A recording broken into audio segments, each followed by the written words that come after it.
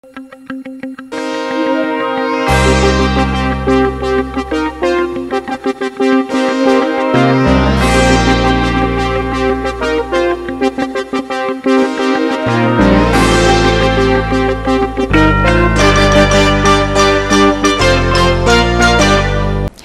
Philippines has not adequately provided protection to victims of human trafficking, according to the U.S. State Department's Trafficking in Persons Report 2010, released June 14. The report states that many victims would not cooperate with the government of President Gloria Macapagal Arroyo for fear of retaliation by traffickers. The report said the absence of a witness protection program throughout the court trial led witnesses to either clam up or recant their testimony.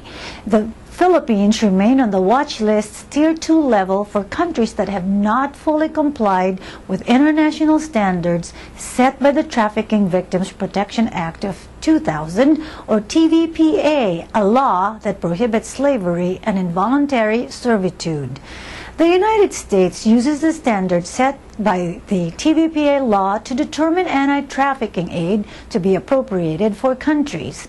Inadequate budget was also a reason for the Philippines' limited capacity to assist victims, says the report. Funding for the Interagency Council Against Trafficking has not been consistent. The Philippine Amusement and Gaming Corporation donated $200,000 to IACAT agency in 2009, but the Philippine Congress did not allocate the funding the following year. Managing Editor Cristina Pastor has the full report in philippinenews.com.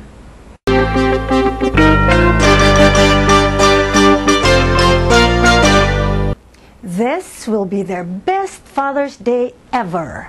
3 dads living in 3 different corners of the globe were strangers until January 15, 2009, thanks to a game show filmed in Manila and aired throughout the world. It took thousands of miles, 16 months, 3 big hearts, and 1 shared dream to bring them together finally on May 22, 2010.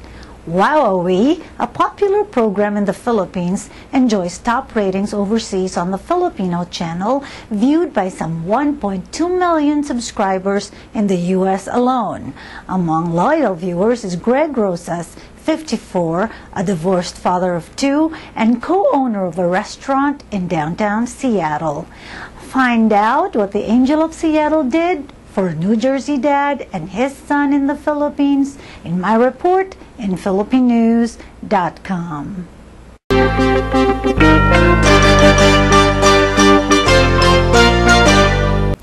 Nearly 200 guests joined Philippine Ambassador Willie Gaa and his wife Linda offer a toast to the Philippines on its 112th Independence Day celebration at a June 11 Vandonneur at the Army and Navy Club in Washington, D.C. U.S. Ambassador to the Asian nation Scott Marcial told the guests who congratulated Filipinos for the success of the recent elections and stressed that Washington values its relations with the Philippines.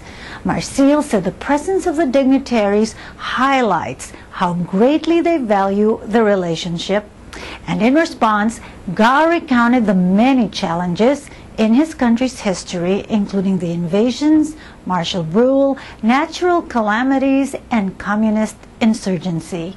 Correspondents Bing Cardenas Brannigan and Mary Carr Hampton were there and described the festivities in philippinenews.com.